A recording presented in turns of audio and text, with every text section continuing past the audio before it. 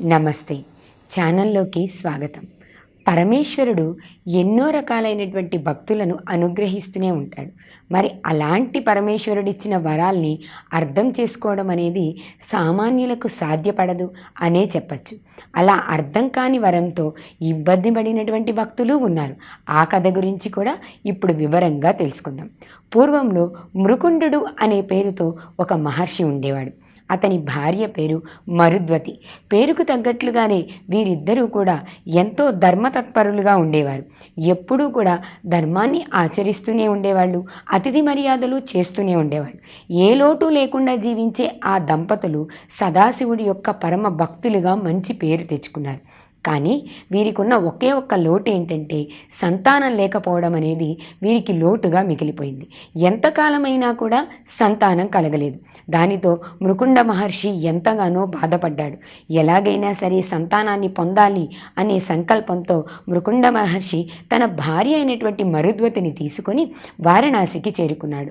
అక్కడ పరమేశ్వరుడి ధ్యానం చేయడం మొదలుపెట్టాడు. ఒక శివలింగాన్ని ఏర్పాటు చేసి నిరంతరం భార్యాభర్తలిద్దరూ కూడా ఆ శివలింగానికి పూజలు చేస్తూ ఉన్నారు.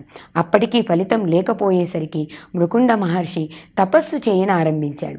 ఎన్నో సంవత్సరాలు కష్టించి తపస్సు చేశాడు. అతని తపస్సుకు మెచ్చుకున్నటువంటి ఆ సదాశివుడు, ఆ వారణాసిలో ఉన్నటువంటి శంకరుడు మృకుండ మహర్షి ముందు ప్రత్యక్షమయ్యాడు. మృకుండు సదాశివుణ్ణి చూడగానే, మహేశ్వరా, నిన్ను చూడగలిగానా? నా జన్మ ధన్యమైంది స్వామి అని చెప్పగా, మహర్షి, ఏం వరం కోరుకోవాలో కోరుకో, నీ తపస్సు నన్ను ఎంతగానో సంతోషపెట్టింది, నీకేం కావాలన్నా చేస్తాను అని ఆ సదాశివుడే స్వయంగా అడిగాడు. దానితో మృకుండ మహర్షి, స్వామి, నీకు తెలియందేముంది చెప్పు, నువ్వు నాకు అన్నీ ఇచ్చావు, కానీ సంతానాన్ని మాత్రం ఇవ్వలేదు. సంతానం లేకుండా మోక్షాన్ని ఎలా పొందగలుగుతానయ్యా? మోక్షం పొందాలంటే సంతానం కావాలి కదా స్వామి, కనుక నాకు సంతానాన్ని ప్రసాదించు అని మహర్షి వేడుకోగా, అలాగే మహర్షి, నీకు సంతానాన్ని ఇస్తాను, అయితే దీంట్లో ఒక చిన్న పరిణామం ఉంది, నువ్వు చెప్పు, నీకు తక్కువ కాలం జన్మించి ప్రయోజకుడైనటువంటి కొడుకు కావాలా, లేకపోతే ఆ జన్మాంతం ఉండేటటువంటి దుర్మార్గుడైన కొడుకు కావాలా? ఎవరు కావాలో నువ్వే కోరుకో అని అడుగగా, మృకుండ మహర్షి ఒక్క క్షణం ఆలోచించి తన భార్య వైపు చూసి వెంటనే, సదాశివ, ఏ ప్రయోజనము లేనటువంటి కుమారుడు 1000 సంవత్సరాలు ఉన్నా ఏం ఉపయోగం ఉంటుంది చెప్పు, కనుక అర్ధాయుష్కుడైనా సరే బుద్ధిమంతుడైన కుమారుణ్ణే ప్రసాదించు స్వామి అని వేడుకుంటాడు. అంతటా సదాశివుడు నవ్వి, అలాగే నీకు పుత్రప్రాప్తి లభిస్తుంది, తదాస్తు అని అక్కడి నుంచి అంతర్ధానమైపోయాడు. ఆ పైన మృకుండ మహర్షి తన భార్యను తీసుకొని మళ్ళీ ఆశ్రమానికి వచ్చాక కొంతకాలానికి మరుద్వతి ఒక మగబిడ్డని జన్మిస్తుంది. వాళ్ళు ఆ కుమారుడికి మార్కండేయుడు అని నామకరణం చేస్తారు. ఉపనయన సంస్కారము చేయిస్తారు. ఎన్నో వేదాలు నేర్చుకుంటాడు, పాండిత్యాన్ని అలవరుచుకుంటాడు.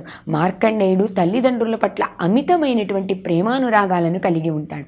అలాంటి మార్కండేయుడు పెరిగే కొద్దీ మహర్షి మనసులో భయం పెరుగుతుంది. వీడికి అర్ధాయుషే, వీడి మరణం సమీపిస్తుందే అని రోజు రోజుకి భయపడిపోతూ ఉంటాడు. అది తెలుసుకున్నటువంటి నారదుడు, మహర్షి, ఎందుకు భయపడుతున్నావు? నీ కుమారుడికి ఆజన్మాంతం వరం ఉండేలాగా, జన్మ ఎప్పటికీ ఉండేలాగా ఏదైనా మార్గాన్ని ఆలోచించవయ్యా, ఎందుకలా చింతిస్తున్నావు అని చెప్పగా, ఏం చెప్పాలి స్వామి, ఇది సదాశివుడిచ్చిన వరం, దీన్ని ఎలా మార్చగలుగుతాము?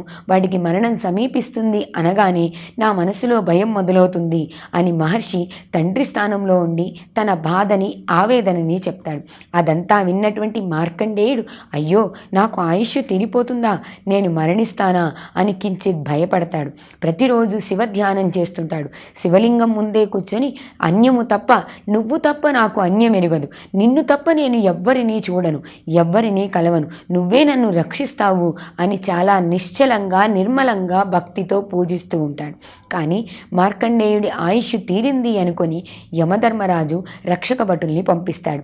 ఆ వచ్చినటువంటి యమభటులు శివలింగం ముందు కూర్చున్నటువంటి మార్కండేయుడి యొక్క ప్రాణాలు తీసుకోవడానికే భయపడిపోతారు. ఆ శివలింగాన్ని చూడగానే వీరికి ఎంతగానో భయం కలిగింది. ఈ బాలుడి ప్రాణాలు తీయడం మన వల్ల కాదు అనుకొని యమభటులు తిరిగి మళ్ళీ యమలోకానికి వెళ్ళిపోయి యమధర్మరాజుకి జరిగిందంతా చెప్తారు. అది విన్న యమధర్మరాజు తానే స్వయంగా యమపాశాన్ని తీసుకొని మార్కండేయుడిని సమీపిస్తాడు. మార్కండేయ, నీ ప్రాణం తీసుకోవడానికి వచ్చాను నేను, నాతో నువ్వు రా అని యమధర్మరాజు మార్కండేయుడిని పిలుస్తాడు.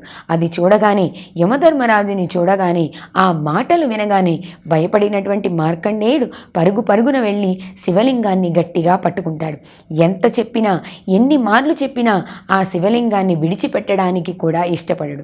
వేరే దారి లేని యమధర్మరాజు తన చేతిలో ఉన్నటువంటి యమపాశాన్ని మార్కండేయుడి మీద వేస్తాడు. ఆ యమపాశం శివలింగంతో సహా మార్కండేయుడిని తాకుతుంది. ఎప్పుడైతే యమపాశం శివలింగాన్ని తాకిందో వెంటనే ఆ పరమేశ్వరుడు ప్రత్యక్షమవుతాడు. యమధర్మరాజా, ఎవరి మీద యమపాశం వేశావు? నా మీదనా, మార్కండేయుడి మీద?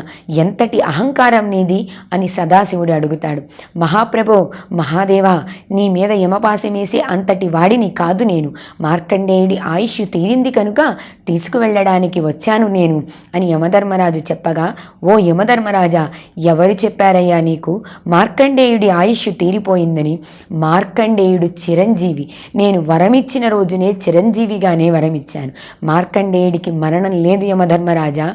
నేను మహర్షిని అడిగినప్పుడు ఆజన్మాంతం ఉండే దుష్ప్రభావాలు ఉన్న కొడుకు నాకు వద్దు, బుద్ధిమంతుడైన కొడుకు కావాలి అని ఆయన చెప్పాడు. కానీ నీకు అర్ధాయుష్నున్న కొడుకుని ప్రసాదిస్తున్నాను అని నేను చెప్పానా? నేను కుమారుణ్ణి ప్రసాదిస్తున్నాననే చెప్పానయ్యా. మహర్షినే ఇన్ని సంవత్సరాలు మార్కండేయుడు అర్ధాయుష్కుడు అనుకుని భయపడుతూ ఉన్నాడు. కానీ నా వరంలో ఉన్న అంతరార్థం అర్థం చేసుకోలేకపోయాడు. మహర్షి అర్థం చేసుకోలేకపోయాడు అనుకుంటే నువ్వు కూడా అర్థం చేసుకోలేకపోతే ఎలా యమధర్మరాజా? నీకైనా అర్థం కాలేదా? మార్కండేయుడు ఎప్పటికీ చిరంజీవిని. మార్కండేయుడికి నేను పుట్టుకతో పాటే చిరంజీవిగా ఉండే ఆయుష్ను కూడా ప్రసాదించాను. యమపాశాన్ని వెనక్కి తీసుకో అని సదాశివుడు చెప్పగానే భక్తితో యమధర్మరాజు తాను వేసిన యమసపహాసాన్ని ఉపసంహరించుకొని వెనక్కి తీసుకున్నాడు. అలా మార్కండేయుడి ప్రాణాలు కాపాడడం కోసం కైలాసాన్ని దిగి తానే స్వయంగా వచ్చాడు. శివుడు వరం ఇవ్వడం ఎంత ముఖ్యమో ఆ వరాన్ని అర్థం చేసుకోవడం కూడా అంతే ముఖ్యం. సదాశివుడి యొక్క లీలలు అంత తేలికగా ఎవ్వరికీ అర్థం కావు అనడానికి ఈ మార్కండేయుడి యొక్క కథే ఉదాహరణ.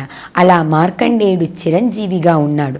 ఎవరైతే తమ పిల్లలకి పూర్ణ ఆయుష్ కావాలి అని కోరుకుంటారో వాళ్ళందరూ కూడా మార్కండేయ స్తోత్రాన్ని పిల్లల చేత చదివించాలి అనేది మన పురాణాలలోనూ, మన ప్రవచనాలలోనూ, మన శాస్త్రాలలోనూ పదే పదే చెప్పబడింది. కనుక సదాశివుడు వరమిస్తే దానికి తిరుగుండదు. ఆయన అనుగ్రహం ఉన్న చోట బాధ భయం కానీ, కష్ట భయం కానీ, మరణ భయం కానీ, రోగ భయం కానీ ఏదీ ఉండదు అని అనేక కథల ద్వారా నిరూపితమైంది. మరో అద్భుతమైన కథతో మళ్ళీ కలుసుకుందాం. ఓం నమః శివాయ.